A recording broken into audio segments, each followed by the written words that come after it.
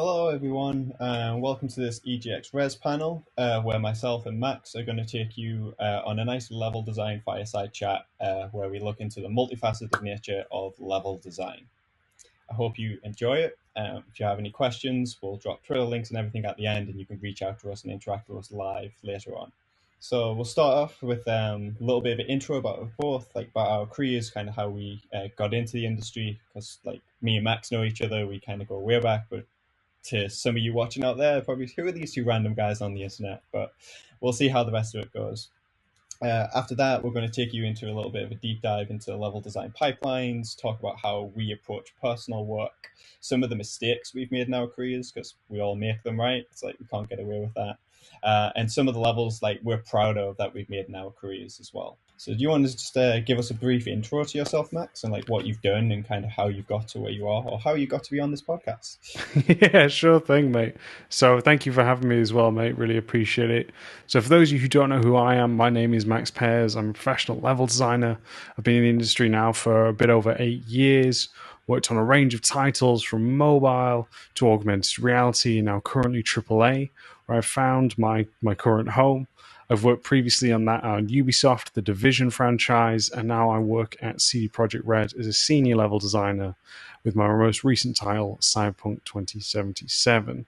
I'm also the host of the podcast known Level Design Lobby. And as Jonathan said, we have, talked, been friends, exchanging ideas for an absolute, plethora of time. And it's been, great to be talking to you with you again to this, and to hopefully all those who are listening, we hope to provide some more inside details to that of level design.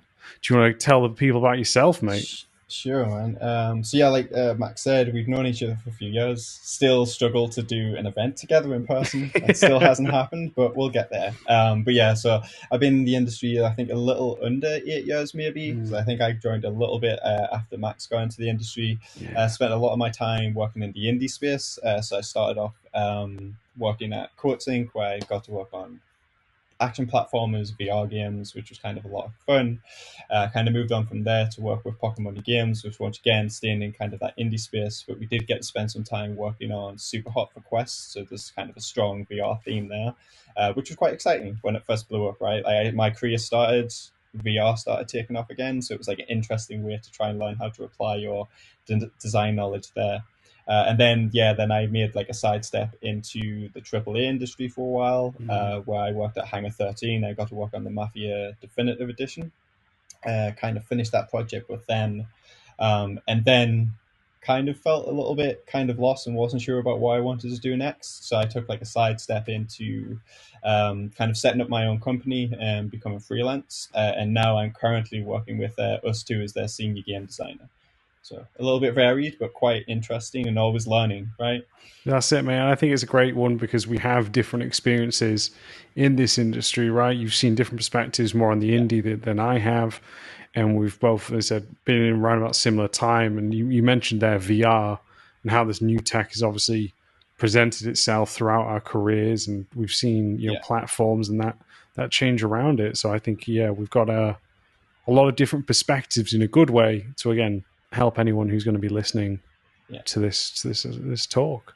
100%. And like I said, it always bounces off, right? It's like every time we talk about it, we're always talking about the same things in terms of the theoretical, how you can apply them. But then how do we apply that in our professional work? That's what always differs, right? Yeah. That's it, mate. And I think that brings us to a very good point right now, is differing with how that you kind of break into the industry. As we said, our paths have been different. Also kind of how we broke into the industry has been a bit different. Yeah, sure. So like I think it might be a little bit similar to yourself. So I went down the education route for the most part, right? It was like I think I left secondary school and I stumbled across a college course which had game development in it. And it was like at the time, because games courses weren't super huge, it was like a B-Tech in media production for games. But there was game engine work and stuff in there. And like for me, I was like, yeah, this sounds cool. And I was really into games as a kid, and I was like, didn't have any idea how you got into that industry. But I thought this course will at least show me that. Course wasn't great.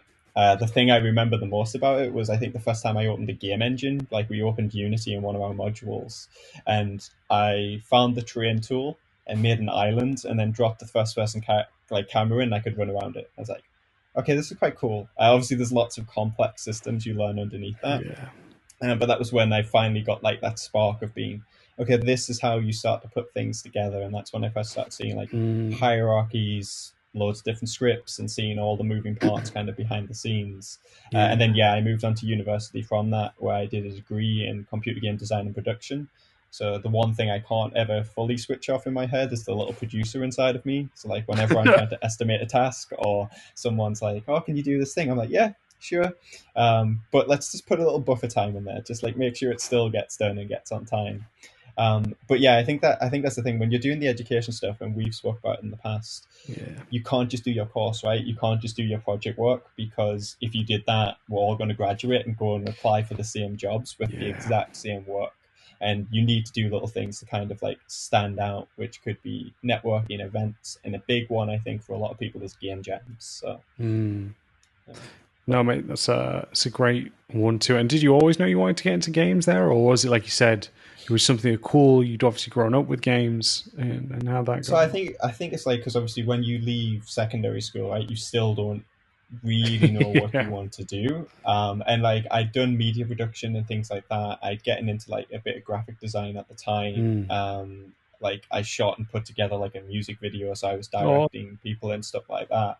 And then the media production course like kind of led on from that, and I was like, this is kind of cool.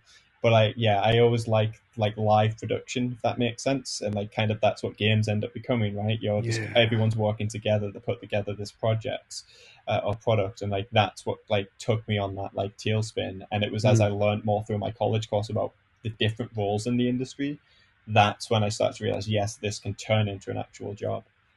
All right, man. That was really cool about how it all came to about, and it's So interesting how to talk about like different production as well, because I think obviously there are a lot of similarities between films and TV yeah, in that of games as well, right? So yeah, it's very yeah, but very cool to hear, man. I think that's how the about first yourself, time. man? Yeah, I think that's the first time we're sharing these stories with one Yeah, another. well, this it's because we never go this far back, so this is the interesting part. That's it. So no, man, I think similar to you in a sense that, but for me, I think I always knew I wanted to do games. I Mhm. always was blown away by. I remember like writing stories, getting my hands on in Unity, and the Unreal like modding kit you got with gears and stuff. And like the first game I made was when I was 14, 15. It wasn't anything huge or successful or anything. It was more of a flash game where you That's why you had made your billions. That's how you made your that's it. billions, right? I don't want to, give away, but this is pure green gold. In case you didn't realize, people, it's a real thing. Google it, but don't Google it. But the thing more was, it was it was just like basically like a spaceship. You could press a button, moving it left to right, and some asteroids fell down in just how long you lasted. Yeah. And just do that all through Flash. And from there, again, like it was that question you were asked at the end of secondary school. Well, what do you want to do? You said, I was like, oh man, I don't know. So games was always the big option for me. And from kind of that point, I looked into different university courses, and I found where I went, which was Teesside University. And that's where I kind of started to realize, oh, okay, there are routes in, there's definitely different elements to make it better, like better by me being better. And so I went over and did that. And from there, this is kind of where it all came together, because you have an option in that university to do what we call a sandwich year, where you can go work for a studio for a year. And the company called Fog Media, which is free online games at the time, they were doing some mobile games, and they came to the presentation at our uni. I was like, oh, wow, okay. And I went over and approached them, showed them some of the work, and they said, yeah, we'll take you on. It was fantastic to do that. Worked on about 7 different mobile games throughout that year. And it was a That's a lot. really, yeah, man. We made it into the top 100, top 50 as well, app charts for a couple of the Mhm. games as well. So that was a huge thing for us. Never, never Angry Birds or anything like that, but like still the time to make it onto that top, those charts was always great to see. And from there, like you mentioned earlier, it's about networking and building your portfolio. And this is where I started to meet a few people. One of the key people was a man named Andrew Willens, who is I now, know him. yeah, game We director. all know him, right? Exactly, great lad. Game director over at Sumo Digital Newcastle. And I met him again when I was doing a competition called Dare to Be Digital, 2013 now, and now I feel really old as I realize Yeah. what time it is. But It's scary, man. It's it's like, we don't want to scare anyone here, but no, it's there, and we worked in this really great augmented reality project. I met Andrew again there, and thanks to him and meeting a few others such as Manny Diaz, I was able to speak with them over at Ubisoft Reflections, and from there they were able to give me a chance to work in the industry. So all kind of came about through networking, personal work, and just constantly looking for career and opportunities, mate. That's how it went around. but I think, yeah, I think it's interesting. We both like, obviously, we both touch on events and networking, but it's Mm, like we both got different opportunities that were doing that, right? Like, so you met yeah. Andy at a very different point in time. You went on and like interacted with them, and that networking is how I got my indie opportunities, right, at the same Mm, time. And it was like, but I think it's putting an emphasis on you never know who you're going to meet, what conversation you're going to have. But it mm. does come down to just always being aware of how you're selling yourself, like as Yes. well, right? Because you don't want to be a loudmouth know-it-all in front of a room of like seasoned developers, right? Like Yep. it's not going to end well. But like, yeah, it's important to, I guess it's easy to see it now, but like read the room and kind of think about, but also appreciate developers are still just regular people, right? Yeah. They're not like they don't need to be put up on like a pedestal or anything. They're just normal people who love games. They're happy, usually, from my experience at least, and hopefully yours, they're happy to chat to you about Yeah. that kind of stuff. No, that's it. And I think you raised a great point about how do you carry yourself, because again, you don't want to be that person who's like, give me a job, give me a job. Like, I want to just give a an awkward interaction that happened to me when I was at a networking event, so people don't do this. And it was you could tell it was this game dev kind of gathering. We were at this pub, and this lad was sat at a table by himself, and there's a few chairs around. Me and my friends were sat at a table behind him. I said, "Hey, mate, do you mind if I take a chair as someone using this?" He said, "Oh yeah, you can take it if you give me a job." And it was the most awkward silence I've ever been in. And it's there not to embarrass or shame anyone. It's to do again about how you compose yourself, right? Yeah. Because you don't want to come across as give me a job either. It just have, as you mentioned, with regular people. Most people don't like to be put up on a pedestal. I do, but flattery will get you everywhere. But no, like you want to be able to have like a sincere chat, like you said, talk about Mhm. games. What is it that you're trying to do to improve in your career? These elements can just help you again come across in a more natural conversation, because the best conversations are just natural ones, not about Yeah. oh you're amazing or something like this, like or like give me a job. It's again just talk, just discuss things that you enjoy about either games they've worked on, what games they're playing, and it can help from there. I guess, do you have any tips when it comes to networking as well, mate? It's kind of similar. Like I prefer just like you said, getting into that normal conversation instead of Yeah. it being like you go up to them and you've got that thing in the back of your mind. I need to ask for a job. I need to Yeah. ask. It's like yes, I know that's your end goal. Obviously, going back to when you're a student, it's like you're craving it, right? You really want that job. You're coming up to Yeah. graduation or you have graduated. But I always got because I get learnings out of those conversations as well. Right? Like Mm, talking to them and it's like you're chatting about the games or you just end up chatting yeah. about design in general. You learn so much from that 15-minute conversation, and not knocking courses, but you will probably learn more in that conversation than what you do from certain assignments you have to do for Mm, university, right? And it's one of the ways I still, and maybe you're the same, I still learn a lot today from when I go to events and I meet other developers and other yeah. designers, and you're just having that casual conversation after they've given a talk or you've seen them at the coffee stand or Yeah. whatever, and you just end up chatting about your craft, and it's when organic learning starts to happen, I Yeah, always find. And that's put, say, COVID's destroyed that a little bit and like it mate. has been missed. But I do think there's a lot of learning opportunities just like you can stumble across just by being in those situations. For sure, mate. I completely agree. So, again, for anyone who's is networking, just be yourself. Talk about Hmm. like more normal kind of manner, normal tone. Talk about games as well, things you like, and if you're gonna say things you didn't like, make sure there's actual like reason to why. Don't just Yeah. there's constructive criticism, and then there's just insulting people. So do not do the insulting side. And again, just make sure that you are doing your personal work so you can show in case someone asks as well, right? So always make sure you've got something at hand to show. The more you show, the better it's going to be. So yeah. Like I've spoke to you about it before, and obviously I mentioned it a little bit offline, but it's like it all comes down to your portfolio, right? And I think when you're a designer, your portfolio can be many things. So like you need to figure out, are you a level designer, game designer, puzzle designer? What you're showing is going to be very different, and there can be lots of different ways to do it. But it's like, how do you usually approach it if you're putting together your? It could be the first portfolio you did, or it's like how do you approach maintaining your current portfolio? Yeah, mate, it's a great question. I think this is a strange thing more so now that social media is playing more of a Yeah. role in general. So the reason I bring up social media is talking about like branding, which is the weirdest word to use, especially when it's coming down to portfolio.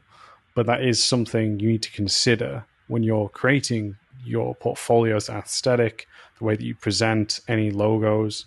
So I think the first thing is making something that is kind of visually engaging. And this is the strangest part because for us as designers, creating, like we said, either that be gameplay, level design, combat design, whatever, that's kind of not the focus when you're actually making the portfolio piece itself. However, the portfolio is very different in terms of design. So make sure you've got something that like draws someone in. So I always say this, and I know people get sick and tired of me saying it, but do not have a white background with black text as your portfolio, because if you haven't put in effort to make it look good, who's going to put in effort to read it? So think about that. Yeah. The second thing is you want to get straight to the work. When someone's reviewing your portfolio for a job, they've normally got hundreds of other applications. So they don't have time, sadly, to go through everyone's website. So your homepage should never be the About Me section. That should be another section where they will go to if they're interested in knowing more about you. So the first thing, well, after you get your aesthetic, is make sure that it is the work that is the way that is presented and easiest to get to. I think from there, then it's making sure, how do you say, you've got something that can best show off your designs, right? We said just earlier there that when we're making portfolios, it's not necessarily about making something pretty. And the reason that is design needs to be functional. Design needs to be something that you can hopefully play. So if you can send a link up to being able to play, do that. But again, time is kind of dependent on the reviewer. So if you can't, someone's not going to be able to play it, then think about having a video. If you can't get a video, put some GIFs in. And if you can't get some GIFs, put some pictures in. Imagine it just in the hierarchy of being able to view your work. It would be playable, video, GIFs, picture, text, right? So those are the best ways to, in your hierarchy, to actually present your work. So make sure that your presentation is consistent. And it's about how you show those screenshots, GIFs, or videos, right? Because the GIFs, we spoke a bit about this off air, is when someone's reviewing your work, they're not necessarily looking for the quote unquote best level. They're looking to figure out, how do you design as a designer? What's your process, your thoughts? So a GIF is a great way to show, okay, this is block out my first attempt. This is me now iterating and iterating and iterating on it, so they can see the changes and you can talk about why. And that's super important. While a video is going to be more interesting to show, okay, here's the roots. I'm going to talk about why this route leads here, what made me think about it. And pictures, you want to kind of, again, show, okay, this is where the player's going. These are their options. Don't just take a beauty shot. That's a lot of thing, a common thing, that I see in people's work is, oh, okay, well, this is just the level. Okay, but what can I do with that? Like, show me, okay, if this is a combat area, where some enemies might be placed, where the player comes in, and we can start to put connect the dots there. So those are kind of some of my kind of feedbacks and thoughts when I'm creating that of mine. What about yourself, mate? Like it's kind of, there is like a lot of crossover, and like the big one for me, I think, that you pointed out at the beginning was always make it be your work first. When I go to your portfolio, like you say, I don't want to see the about me page, and that, like, I give this advice a lot when I do portfolio reviews as well, because I still see it happening. Yeah. I kind of already know the about me section because I've probably getting your portfolio link from your CV or from your cover letter. So, and usually the about me section is not different to that. It's usually telling me the same information. And I think that's quite important as well. And then like also like talking a little bit more about the content and stuff like you did there. Obviously as designers we go through a thought process, right? Yeah. So like we don't just want to see that beauty shot or the video of a completed level. We like to see the development things. And for me, ideally, as much as I know it's not the most exciting thing and I know it's not what everyone does because it's not part of their process, right, I do like to see some kind of 2D work, but I understand Mm. not everyone works with 2D maps, right? Yeah. It works for my process, but I now know that not everyone needs to do that. But then if you're doing it from memory, I would have expected you to do research. So maybe Mm. I can see a mood board or a reference board or something in place of that. Yeah. And then, yeah, I'd rather see your block out and, like you said, the iteration stages rather than just see the finished thing and maybe it's some beauty shot angles, even if it is the block out space. I'd rather see it when it is just blocks and then you've added a little bit of detailing like afterwards. Just because if you're trying to get a job, you're then the designer that's reviewing your portfolio can kind of try and envision your thought process. Mm. And then if you get the interview, that's where all your questions are going to come from. They're going to ask you about either that or a test they've given to you. Yeah. And like one thing I'll bring up about GIFs specifically, because it's more of a modern take on like how you do these things. It used to be screenshots of videos, Yeah. but I think like you said, GIFs are very good for the before and after. But I also think GIFs are better for mechanics than Oh, like because you can interesting. just like you can think if I'm just doing like I don't know a grenade explosion or a respawn system or something like that. It's a few particles in an event happening in a very short space of time. I don't necessarily need a full blown video for that. So you can have little gifs, Yeah. and that could be a gif of a health pickup, or a gif of an interaction, or a switch, and they can be a little bit quicker and snappier to put on as well. And it just adds a little bit of like dynamic stuff to your page as well, among some text, hopefully explaining it. Yeah. I would also say, yeah, don't be afraid to put text on it. I know we don't want Yep. walls of the Yep. stuff, but I've seen a lot of people where they will just try and use the image but you sometimes you don't get you're not really telling me Yeah. what you this image is meant to show me. It's like, is it the final piece, is it this? Mm. So yeah, I don't mind having text, and I think like a lot of people a while ago got a little bit afraid of explaining themselves, so they just tried to remove all text, and it's like that's not what we're telling you to do. No. Yes, we want it short and concise, but we still want to hear your rationale behind your level. Yeah, I think I always explain it if you do have like a walkthrough video. Again, someone's not going to watch the entire video, but 100%. imagine the what information you have in the video, you need to present in text as well, so people can again Yeah. just read through. Some people don't want to watch videos; some people just rather read through. So you're kind of catering the information twice, but to different people. So yeah, I completely agree with that. And I want to say like another thing, and I'd like to hear your take on this, mate, is when people tend to do portfolios, they feel they have to create the full game, right? Like, I'm making Yeah. the new game. What you should be doing, just because it's a little bit easier for you to communicate, is instead base your level, your mechanic, whatever again your particular part of design is, on that of a pre-existing world, because it's easier to sell that for people to understand and can get up to speed with the project, rather than creating your whole game you have to explain before they even get to your designs. So that's a big thing for that. And when I say that, I mean make a new level. I don't mean recreate a level you saw in a game that you're a fan of, because the hard work already is done there, right? The designer has already gone through so many iterations and finished the level. So what I mean is, again, pick a favorite game of yours. You might be able to find controllers out there for Unreal and Unity. There's some incredibly smart people who have released some free, some a reasonable price out there for different controllers that you can plug into Unity or Unreal, or maybe different engines, and that you can again just go create a new level in that world. So that's a big thing that I recommend for anyone, especially starting out in wanting to build up their portfolio experience, mate. Yeah, I mean, like I all kind of agree with that as well because I see it a lot in people's portfolios, so people are starting to do it. And you're right, having that grounding of you're not reinventing the wheel. Yeah. If I was on this project, I would have built this thing, and this is then you're going through why and your reasoning behind Mm. it. But it does help you get started a lot quicker. It does mean you'll probably be able to produce multiple portfolio pieces rather than trying to figure everything out just to produce one. And it's something I've like. I used to try and do it from scratch, right? And it doesn't Yeah. make sense because you're trying to figure too much out. And I think a lot of that stemmed from my experience being more in Unity, where we never used to have Yeah. all these pre-built things, whereas Unreal, you always had kind of from the get-go the third-person character Yeah. controller, the first-person character controller, and there are a lot of good controllers on there.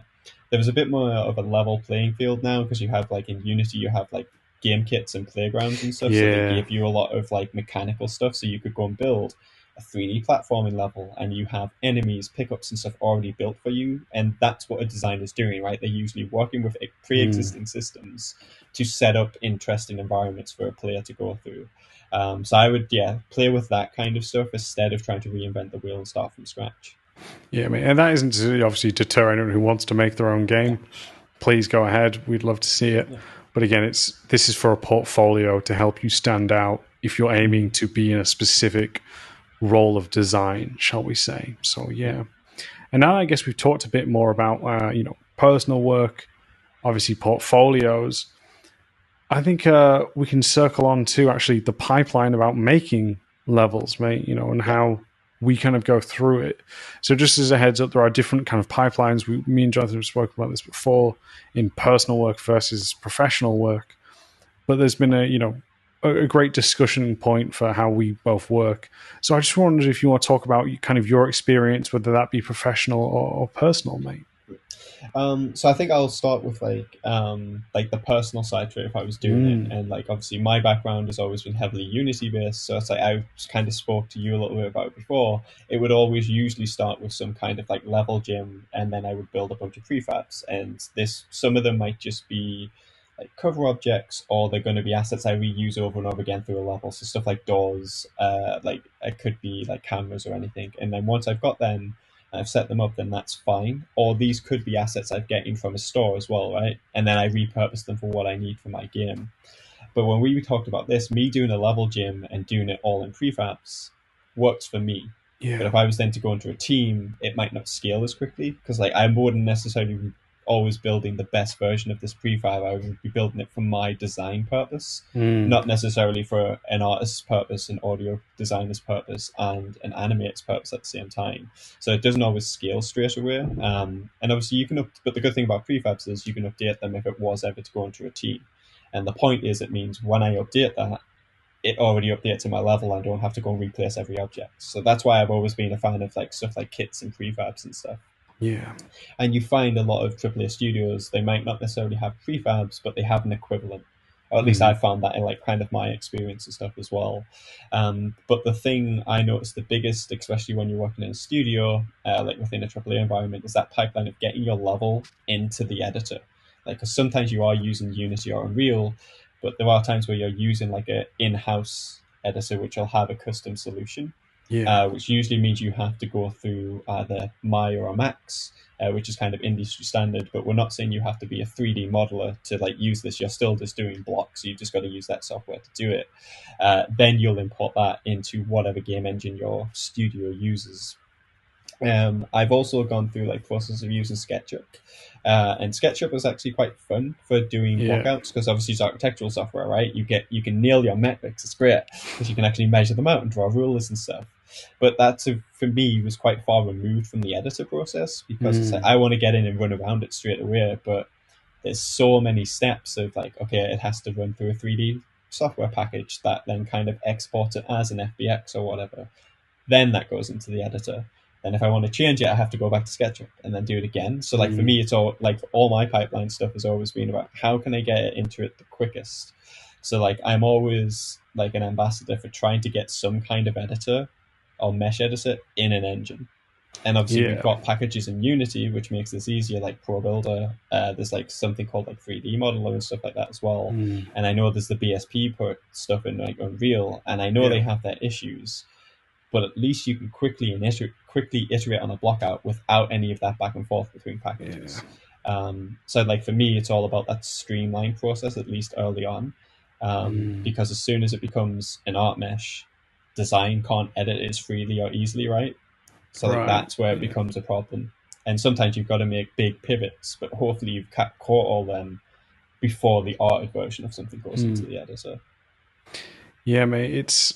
it's interesting hearing that because I think you do design obviously different, and that's the thing we want to point out with this is everyone does design slightly different, and that's okay. There isn't a universal answer. Now pipelines will be similar, but again, your design method may vary from what we'll talk about.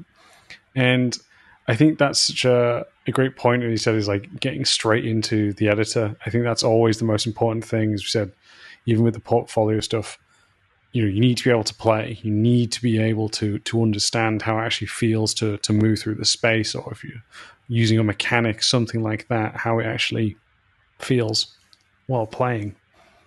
And for mine, it's similar. I think one of the things we want to touch on as well is you mentioned this during the portfolio section, mate, was that you spend some time getting references and doing your 2D maps, or if you want to do the skeletal block out, the very simple version, SketchUp, whatever have you, in there as well. Because, and we'll talk about mistakes later, mate, for this, but myself included, being guilty and seeing it in young designers as well, is everyone wants to jump straight into the editor, right? It's the funnest part, shall we say, the most creatively fulfilling. And I think that it's really important with any pipeline, whether it be personal, especially professional, that you get a strong foundation before you even think about hopping into the editor, making sure that you have the references that is going to help you build your level, right? Because there's nothing scarier than that whole, blank canvas, right? So you need to make sure that you have information, the correct information, to be able to use that to help, guide you in the right place. So that's why, we recommend gathering references. Now, I normally say like a minimum amount is around about 50 images and videos. And then from there, you can kind of cipher down. It can obviously be more. Like I said, that's the minimum. But you can then start to siphon out the ones that you like, the ones that you think are really important to you, and then can help to, again, push you in the right direction through architecturally. Think about the purpose of the space before the player got there.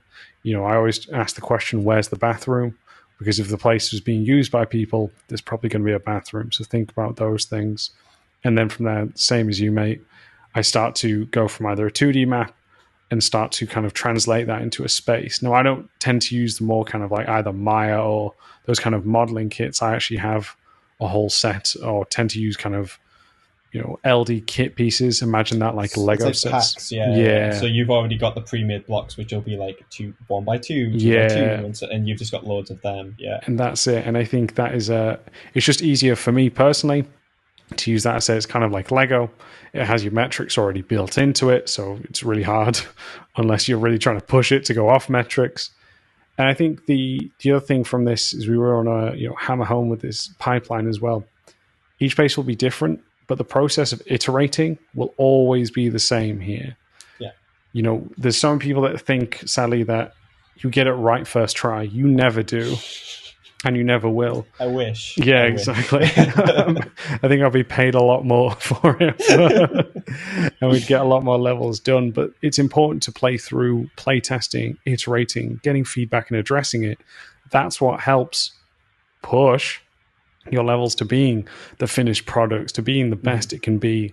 So make sure that you do play it, you test it, and then you consider calling it done, Yeah. I think like the comment about iteration, it's like that has so many stages to it itself, right? Because you'll iterate on it yourself, right? Your first pass you do, you'll go through and it's like anything. You said you do the 2D map stuff first as well. You'll do that code and editor. Something doesn't translate correctly, right? Because that's just what happens. So you do your own like internal iteration before you even get to that playtesting stage. And like even playtesting, at least from my experiences, that has multiple stages. So I will playtest it with my team, so my other designers that are around me. But that's only giving me very surface level information because they are other designers, right? They know what to overlook. They know what's going to change. You get more valuable information depending on the size of your team you're working with when you go to either people from other departments, or if you're with a big enough studio, you get actual playtesting information, right? Which is when it is just from like your average consumer playing the game. And then you just constantly get that feedback, and it's up to you as the designer to kind of sort through it as well. Like, Yeah. because some of it you'll get raw. Like other times you'll get it fed back to you from a director or a producer saying, "Oh, we need to do this." But sometimes you will get that raw playtest video, and then you're sitting there like, "Oh, they didn't understand this," but that's one person. Like, is it worth Yeah. fixing for that? Like, what if fixing it for them breaks it for everyone else? So it's a very fine balancing act, I think, when you start going through the iteration cycle. That's it. And like you said, part of the skill as you get as you become a better designer is figuring out which of the feedback is worth Yeah. addressing, and especially due to time. You mentioned obviously your producer in your own mind there, mate. But again, that's a huge thing because you do Mm-hmm. have a time limit professionally, and sometimes personally as well. We don't always get an insane amount of free time in life in general from all of us from all ages. So again, sometimes you might have to put your own deadlines in there. So yeah, man, we're human. We've made mistakes, and that's okay. So do you want to kick us off Yeah. with some of the mistakes Um, you've made, champ? so like I think the first one, like, because it's quite topical to what we were talking Mm, about with the personal work and portfolio stuff, was it's just for me it's not keeping like lots of work in progress stuff from past jobs. And right. obviously depending where you work kind of depends on how much that's available to you, what you can share once the title and stuff comes out. But Yeah. if you leave a job and then you lose that equipment or whatever, you no longer have your blockouts or things like that unless you've backed them up somewhere. And like I realized, I think it was before I joined Hanger, that made making a portfolio really difficult because now Yep. suddenly you're going through Google or Let's Plays of the games and trying to get all this screenshot. But then you're like, yeah, this is cool, but it gets back to the problem of what I said is I don't want the like glamour shot, right? I don't want the finished level. But because I don't have my workstation anymore, or I don't have the Mm, archive of all the work I did when I was at that studio, I can't show my full process or like things like that. And it's like it's dawned on me later in my career, sure. And I do try to make more of an effort of doing it now, of like whether it's compiling it into a talk or just taking a screenshot or like a diagram I've drew over an old blockout to explain something. yeah. Now I realize the value of keeping that stuff, if that like kind of makes sense. And I know if I had it all, it would make demonstrating to a future potential employer exactly what I did on this project Yep. instead of saying I built this mission. Yeah. It's not quite the same, right? No, mate. It's a great point, and as we talked about portfolios, obviously, it's it's better to be able to show those with progress shots, and like you said, Mm-hmm. because so many people touch so many parts of the game, and trying to get that moment, especially when the game releases, your level design doesn't look anything like how it started, especially visually, because you've got an incredible team of artists who've made it look so beautiful and so engaging that yeah, your sexy blockouts kind of get taken away from it. So that's a good one, mate. I think the biggest mistake I think I made, mate, here is not understanding metrics enough.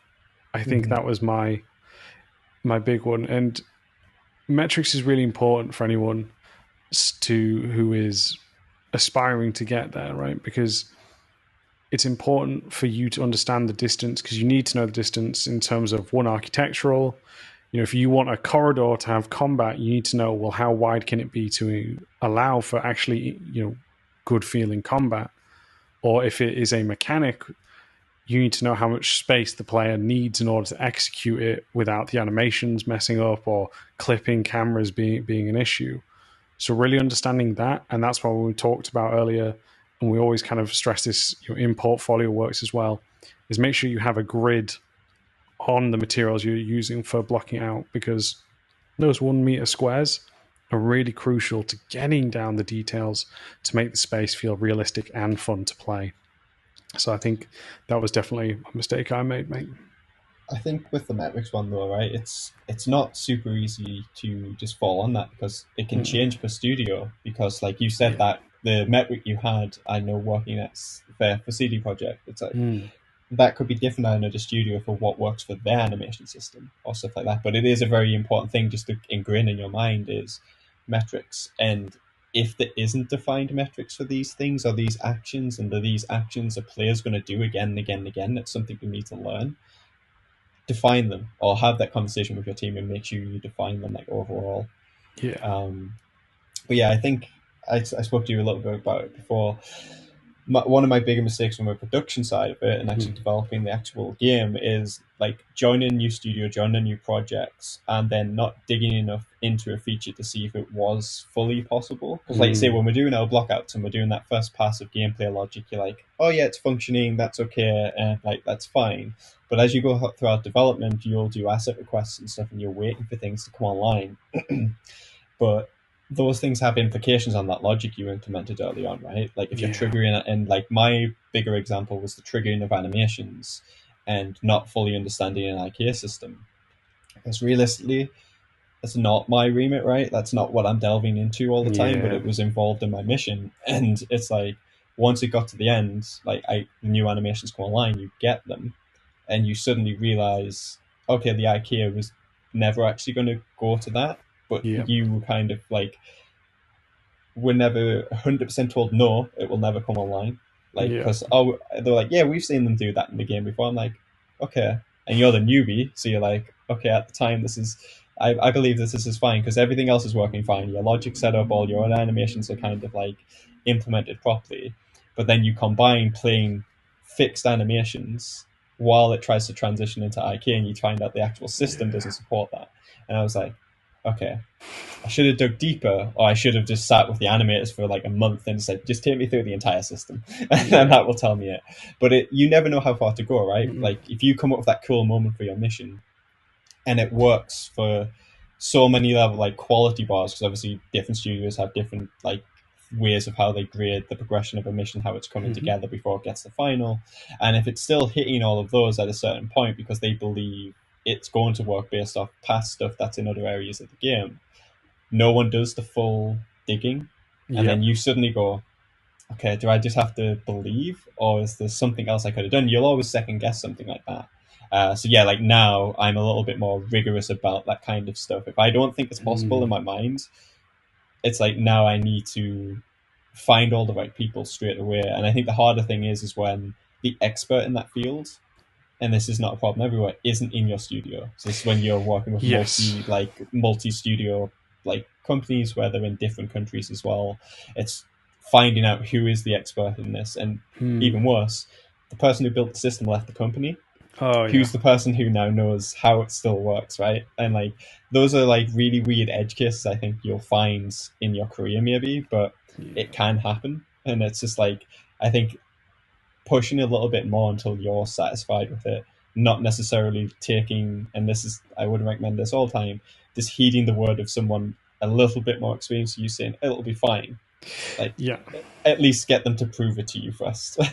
Yeah, mate. No, it's a great point, and there's definitely more I think we could go into with mistakes, but again, we want to share them with you because it's okay, as we said, to make mistakes. This is how you learn, this is how you get better, and any great designer has made plenty of mistakes. We talked about iterating is such a big part of our process, and it's part of your process is learning and growing. And I think we've not got long left, but we'll end this on a positive note, my friend. So let's kind of go to the levels that we're the proudest that we've made, mate. So do you want to tell us a bit about them? So I don't think I've actually been able to.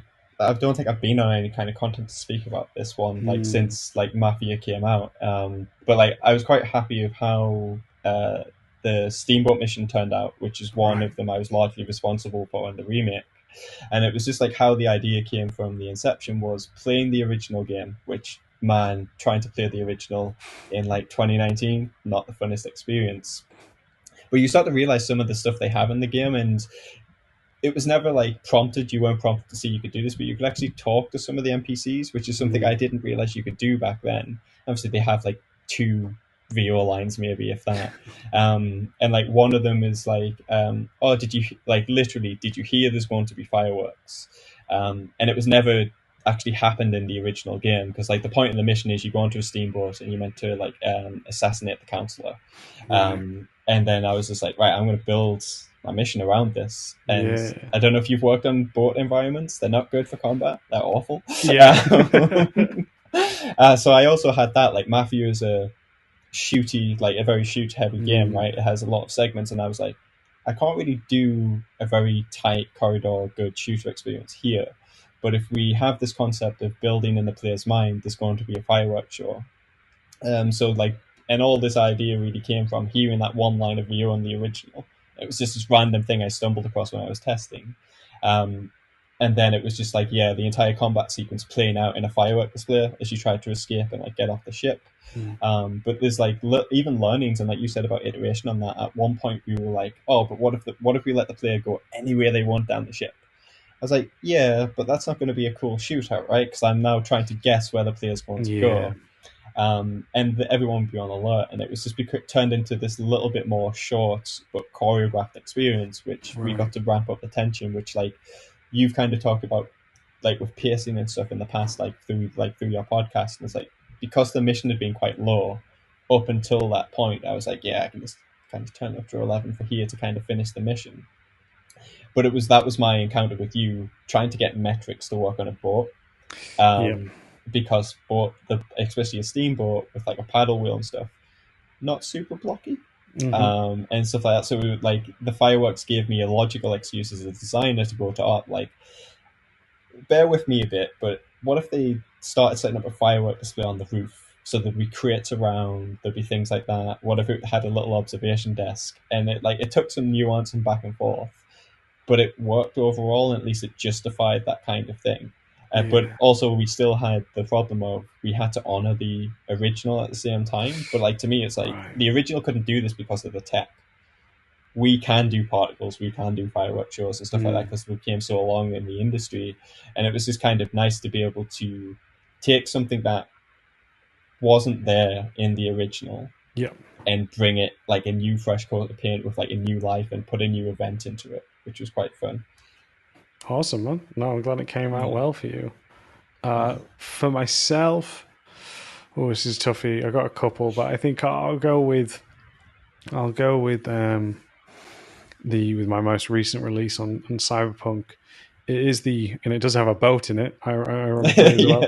But boats are fun. Yeah, they're a pain in the ass to do certain things with, but they're fun environments. They're cool. Yeah. So mine it's one of the side missions in Cyberpunk where you get to unlock Johnny's Porsche, and you go into a maelstrom, a certain type of enemies, kind of home. They live in a container constructed environment, which is really fun for me to block out. The amount of routes available for the player is you have to go across through into actually the boat, and it's all leading up. You're thinking Adam smashes here again. We talk about the tension, the pacing, to find out he's not, but someone called Jeremiah is reversing that. But then you get the payoff of unlocking the Porsche at the end is really nice, and it was at the time where, because obviously there's so many different play styles, it was finally the level when I kind of had figured out, how best to facilitate the choices. How do you lead them? How do you combine them as well? So the player's never on a kind of permanent path, shall we say. They can always adapt when they want, because you never know kind of the full play style the player will choose and what they'll upgrade in their abilities. So yeah, that one to me, mate, was a very nice one. As I said, it comes later in the game. The environment was really cool. Like I said, container-like buildings to then a boat itself, and unveiling the Porsche as well is fantastic. And after that, I think I definitely want to buy a Porsche. So I've got to save my pennies on that one, mate. Got to save it. But yeah, you've already got the cap though, right? You've got the cap. I got the cap, so they know I'm loyal. They got me somehow, right? So that's it. All right, man. Well, we're going to wrap this one up. So we do hope that you've all enjoyed this. It's been an absolute blast from us. And if you want to get in contact, man, how did they get in contact with you, my friend? So if you have any other questions or anything like that, you can reach out to me on Twitter at omni/92. I also do, outside of this, a podcast called the Level Design Podcast with a bunch of other people, and I've been on Max's podcast before, which I'm sure he's about to plug now anyway. But how about yourself, man? Yeah, so you can find me on Twitter as well, which is just at MaxPairs, all one word. If you want to email any questions, just do so, leveldesignlobby@gmail.com. And if you want to hear more of my voice and see less of my face, you can do so by listening to my podcast, Level Design Lobby. You find that all around YouTube, iTunes, Spotify, anywhere you listen, you can find it there. So yeah, Thank you. It's just basically two podcasts collide. That's what's happening right now. Exactly. It's a war of podcasts, guys. You've seen a treaty right here. But yeah, we should thank you all very much. So yeah, hope you enjoy it. Best of luck in your journeys and travels and in your careers, further from here. So take care, everyone. And yeah, we'll see you at some point. All right. Bye.